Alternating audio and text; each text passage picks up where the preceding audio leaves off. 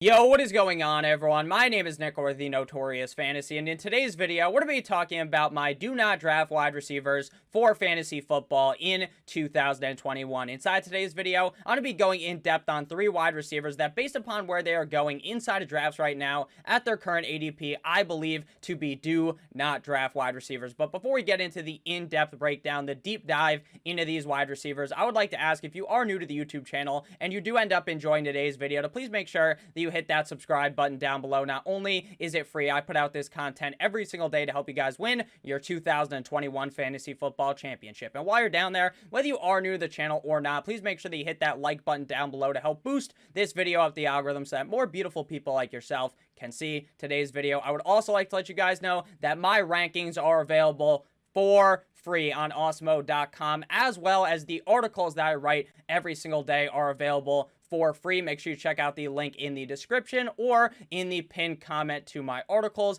as well as my rankings that are all provided to you guys for free. So without further ado, let's get into my do not draft wide receivers for fantasy football in 2021. But before we can break down all of these players, I want to let you guys know that a do not draft player, in my opinion, in this case, obviously, it's a do not draft wide receiver. It does not mean that you just cannot draft this player at all. What I'm hinting to is that it is a player that I do not want to be drafting based upon where they are going at their current draft price, at their current ADP. If one of these players was to fall maybe a round, maybe 2 rounds, then I would be perfectly fine paying the discounted draft price for them. But based upon where they are going right now, I do not want to be targeting them in my fantasy football draft. So let's get on into it. The first wide receiver to be discussing today is wide receiver of the Seattle Seahawks, Tyler Lockett. Underdog ADP right now, Tyler Lockett is the wide receiver number 15 coming off the board, overall pick 34.10. So he is one of the final picks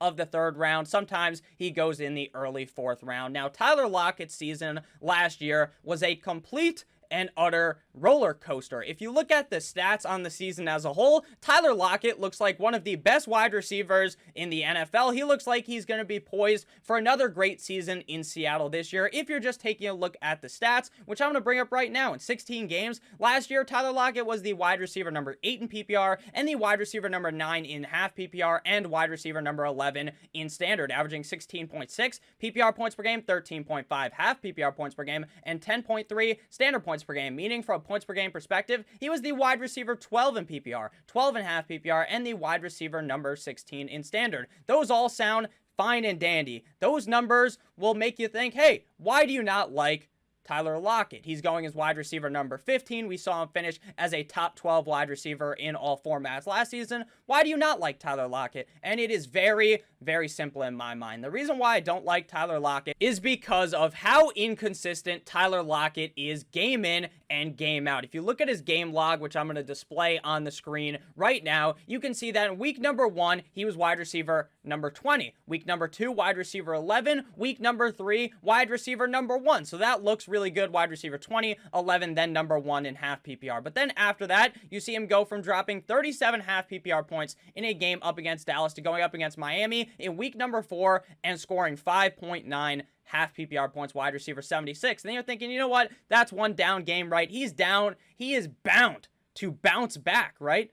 He played like shit. He looked really good earlier on in the season. Then week 5, up against the Minnesota Vikings, 8.4 points, make him wide receiver number 50. Then the next week, he has a bye week, week 7, up against the Arizona Cardinals. He drops 53 points. He is the number 1 wide receiver on the week. Then after that, it's 7.3, wide receiver number 53, 8 points, wide receiver 61, 11.6 points, wide receiver 32, 21.7, wide receiver number 10, 5.3 points, up against the Philadelphia Eagles, wide receiver 71. 12.3 points, wide receiver 44. The next week, wide receiver 42, followed by 65, followed by 60. And then the last week, week 17, up against the San Francisco 49ers, he is wide receiver number 5 with 33 half PPR points in that game. What type of consistency should we be able to see from Tyler Lockett this year? I'm not too sure we're going to be able to see that. This is the most confusing game log you have ever seen because there was no kind of consistency with it. When he plays up against a bad team, he may beat them down, but then the next week he plays up against another bad team and he plays terrible. Then he plays the best defense in the NFL and the guy is completely dominant. He is in, he's out, he's up, and he's down. And Tyler Lockett is just way too confusing to have week in and week out in your lineup. If this inconsistency continues into 2021, which is what I'm going to project, then every single week I'm going to come on to the rankings video and tell you guys that I'm not sure about Tyler Lockett, because this guy is either going to take a dump on the chest of your fantasy football roster, or he's going to do the exact same thing to your other team that you are playing up against. So you're either going to be very happy or very disappointed with Tyler Lockett. And I understand a lot of people like these boom bust players for the roster because Tyler Lockett can win you like 4 or 5 weeks on the season by himself, because he could drop 40 plus points in those games. But why are you looking to draft such boom or bust potential in the 3rd round? A big type of analysis that I bring up on my channel is my thoughts on the early rounds of drafts. Rounds 1, 2, 3, and 4, which is what I will categorize as the early rounds. I believe early on in your draft, you should try to keep it as safe as possible. You should be wrapping a metaphorical condom, a Trojan, over your roster because you want to keep it safe. And then after that, after all of that safety, you can go as risky as possible after that if you want, but taking a risk on Tyler Lockett, who I believe is going to be on a much more run-heavy Seattle Seahawks offense, which is what Pete Carroll has been talking about during the offseason, what Pete Carroll wants to do, then I'm not too sure how there's value really at all on Tyler Lockett as the wide receiver number 15 off of the board. Now, if you look at his stats, his targets, his receptions, his touchdowns, his receiving yards, they all look great. 132 targets, 8.3 per game, ranking 11th at the wide receiver position. 100 receptions, 6.3 per game, ranking 5th at wide receiver. He had 1,054 receiving yards, 65.9 per game, ranking 15th, and 10 total touchdowns on the season, ranking 7th at wide receiver with a 24.6% target share in the Seattle Seahawks offense, ranking 15th at wide receiver with a 19.8% red zone target share. So all of those numbers look amazing. But when you really pull back the curtain and look at this situation, it looks very, very worrisome for Tyler Lockett. Like I said, I really do believe that Pete Carroll is going to try to run the ball a lot more this season. That's all he's talked about, and it is possible for that to happen if the Seattle Seahawks defense looks like it did down the stretch of the season in comparison to how it did at the beginning, because at the beginning of the year, the Seattle Seahawks defense was complete and utter dog shit. They weren't able to do anything, and then deeper down in the season, we saw them try to run the ball a little bit more. So maybe if they start running the ball more, then Tyler Lockett will struggle, and with the inconsistency that we already saw with him in 2020, I am so out on Tyler Lockett this season. But before we get into the breakdown of the next wide receiver, I would like to ask if you guys have ended up enjoying thus far to please make sure that you hit that subscribe button down below. Again, not only is it free, I put out this content every single day to help you guys win your 2021 Fantasy Football Championship. And please make sure you hit that like button down below as well. Next up, we have wide receiver of the Cleveland Browns, Odell Beckham Jr., wide receiver number 28 off the board on Underdog, overall pick number 56.90. So he's a 5th round pick right now, which is surprising. It's surprising. Odell's tenure in Cleveland has not looked very good at all, in my opinion. In 7 games last year, he was the wide receiver number 89 in PPR, 85.5 PPR, and the wide receiver number 75 in standard. So you might think, oh, he got hurt. How did he look in those games? So I want to look at the points per game basis. So he was averaging 12.4 PPR points per game, 10.8 half PPR points per game, and 9.1 standard points per game. From a points per game perspective, he was the wide receiver number 39 in PPR, 35 in half PPR, tied with Cooper Kupp and Sterling Shepard, and the wide receiver number 25 in standard, tied with Terry McLaurin. Now, I do not personally believe that Odell Beckham Jr. has lost all of that pizzazz, has lost all of that Odell that we saw a bunch of years ago in New York. I think he's still a very similar player to as he was in New York when he made that one-handed catch in his rookie year, when he was one of the best wide receivers in the NFL. And I'm not going to stand here and discredit Odell Beckham Jr. because I still believe that he is a talented player. But at the end of the day, Cleveland is not the team that is going to make Odell Beckham Jr. have all types of fantasy football success. And the reason behind it is because this is a run-heavy offense. Once Kevin Stefanski took over last season, it was basically written in stone that this was going to be a run-heavy team. Kevin Stefanski in Minnesota is the reason why Dalvin Cook was pounding the rock 7 zillion times a game, and the Cleveland Browns have two of the best running backs in the NFL in Kareem Hunt and Nick Chubb, so why wouldn't you run the ball at a very, very high rate? And that is exactly what they did in 2020, and that is exactly what they are going to do in 2021. Now, I did watch a video on YouTube about Odell Beckham Jr. and Baker Mayfield last season, and a lot of the blame for the kind of demise of Odell Beckham Jr. when he was playing was because him and Baker Mayfield were not necessarily on the same page. But how do we know that in 2021 they are going to, it's all going to click? They're going to be exactly on the same page. I'm not too sure. And on such a run-heavy offense with Odell Beckham Jr., I don't really see a reason to draft a guy who in Cleveland just has not shown anything, and he continues to get drafted in the 5th round. In a lot of leagues with your friends, your family, everyone knows who the fuck Odell Beckham Jr. is. Everyone remembers Odell and all the good days in New York, so they draft him even higher than the ADP because they think Odell is Devontae Adams, is Stephon Diggs, is Tyreek Hill when it comes to fantasy football production, and in my opinion, those days are long gone for Odell Beckham Jr. to be a reliable fantasy football option. Now, he's coming off the board at wide receiver number 28, which isn't the worst price to be paying, but that's on Underdog, on Yahoo, on ESPN, on NFL. With more casual players, Odell Beckham Jr. gets drafted much higher than that because a lot of the normal audience of fantasy football still heavily believes in Odell Beckham Jr. Last season, in those 7 games, he had 43 targets, he had 23 receptions, 319 receiving yards, 4 total touchdowns, and a 22.2% target share in the Cleveland Browns offense, 25.0% red zone target share, and he just didn't really do all that much with what he was given. Like I said, he had 43 targets with just 23 receptions. And I know some people will blame the connection not being there on Baker Mayfield, but if you look at the efficiency numbers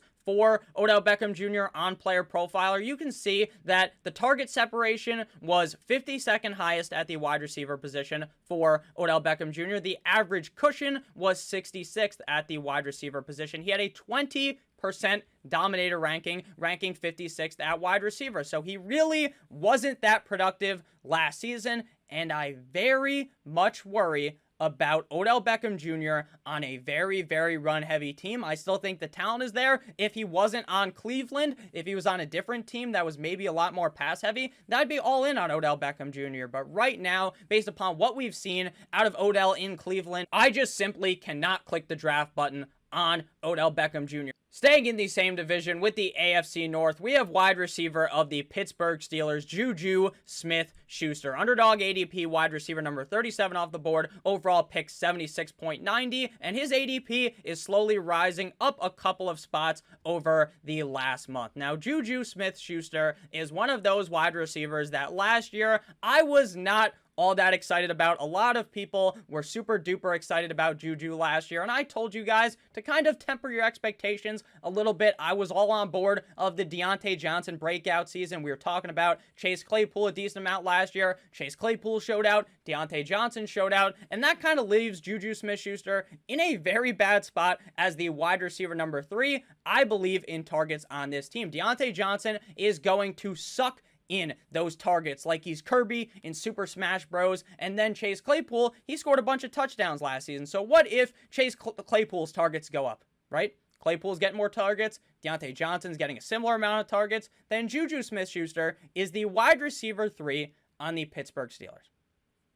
The wide receiver 3. He went from on top of the world with Antonio Brown to after Antonio Brown left, everyone is clamoring for Juju SmithSchuster, and he's not able to put up the numbers. And he went from being the wide receiver 2, he became the wide receiver 1, and now he's the outcast at wide receiver number 3. In 16 games, he finishes the wide receiver number 16 in PPR, 18.5 PPR, and the wide receiver number 22 in standard. But those don't really tell the tale because from a points per game perspective, he was wide receiver 23 in PPR, tied with his old teammate Antonio Brown, wide receiver number 27 in half PPR, tied with Curtis Samuel, and the wide receiver number 32 in standard, tied with CeeDee Lamb and Nelson Aguilar, averaging 14.6 PPR points per game, 11.6 half PPR points per game, and 8.6 standard points per game. From targets last season, he had 128 targets, 8.0 per game, ranking 15th at wide receiver, 97 receptions, 7th at wide receiver, 831 receiving yards, 36th at wide receiver, and 9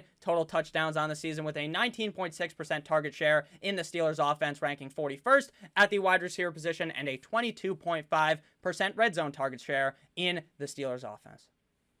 Like I was just saying, I really do believe that Juju Smith-Schuster is the third option on this offense. I think that Chase Claypool's ahead of him, and I really believe that Deontay Johnson is miles ahead of him in targets. I believe that this offense is also going to try to run the ball a little bit more this season. They drafted Najee Harris for a reason. Now, I understand that the offensive line is complete and utter dog shit in Pittsburgh. It was last year. I feel as though it's gotten even worse in 2021, so they might try to still, though, run the ball because Najee Harris should be better behind a bad offensive line than James Conner was. There's a reason why they drafted Najee Harris so highly in the draft, and it is because they believe in him to be able to run behind a worse offensive line. Najee Harris is also going to command a decent amount of targets in this offense, so I think that Juju is kind of just left out.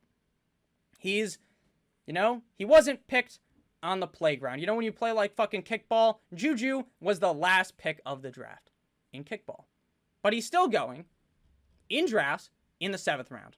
And that, again, shows that on Underdog, the ADP is different from ESPN, NFL, Yahoo, because I never really see Juju fall into the 7th round on Yahoo, on NFL, on ESPN. Typically, Johnson gets picked, and then sometimes, most of the time, Claypool gets picked. But then shortly after, you see Juju come off the board, and the price is too high for me for a wide receiver that I think is not all that efficient. He was not very efficient last season with what he was given. I think he has fallen out of favor in this offense, and I think that this is his final year in Pittsburgh. If Mr. Corvette went to the Chiefs, the Ravens, where he was offered contracts, I don't know why he didn't go there, because he would have been the wide receiver 1 in Baltimore, the wide receiver 2 in Kansas City, and I would be clamoring right now and telling you guys that I believe Juju Smith-Schuster has top 12 potential. But where he's getting drafted right now, on the team he is on, I simply just don't see enough upside to want to draft him over the wide receivers going